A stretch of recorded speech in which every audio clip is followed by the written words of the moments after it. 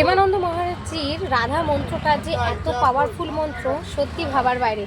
আমি যবে থেকে প্রেমানন্দ মহারাজজিকে আমি ফলো করছি বা ওনার কথাবার্তা শুনে চলছি, যে রাধা মন্ত্রটা আমি যতবারই জপ করছি ততবারই কিছু না কিছু ফল ভালো হয়েছে। আর আমি এমনি সময় তো আমি নর্মাল থাকলে আমি রাধা মন্ত্রটা খুব জপ করি।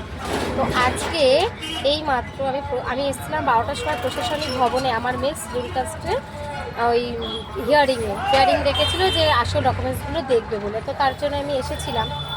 সবার কিছু না কিছু প্রবলেম বেরিয়েছে এবং কিছু না কিছু কারণে তাদের সেগুলো বাতিল হয়েছে বা ফেরত পাঠিয়েছে বা টাইম চেঞ্জ করেছে। আমি যেই হলে ঢোকার পর থেকেই নামটা যতক্ষণ আমি ছিলাম ততক্ষণ নামটা জব করেছি। হয়তো আমাকে 2-3বার একটু জেরক্স বা প্রিন্ট এইসবের জন্য আমাকে একটু যেতে হয়েছে, শুধু রাধা মন্ত্রটা জব করেছি। মানে যতজন আমরা দাঁড়িয়েছিলাম প্রায় মোটামুটি 15-20 জনের মতন দাঁড়িয়েছিলাম। মোটামুটি 15-20 জনের মধ্যে ওই সবার, শুধুমাত্র আমার আর 1-2 জনের ছাড়া সবার বাতিল হয়েছে, মানে হয় ডেট চেঞ্জ করেছে। কিন্তু একমাত্র আমি যতক্ষণ মানে জব করে গেছি, শুধু জব করে গেছি। আমারও কি ভুল ছিল না, আমারও ভুল ছিল। মানে ওই স্যার কাটতে বাতিল করতে গিয়ে আমার ঠিক করে দিল, মানে লাস্ট অব্দি কাজটা হলো।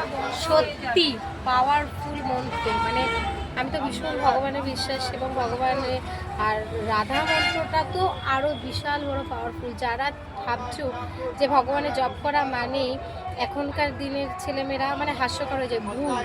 তুমি ভগবানকে ভালোবাসো, ভগবানকে বিশ্বাস করো, সে তুমি রাধা কেন, তুমি যাকেই ভালোবাসো তার নাম করেই জপ করো। সত্যি বলছি ভীষণ ভালো, মানে সত্যি কাজটা হয়েছে। রাধা রাধা।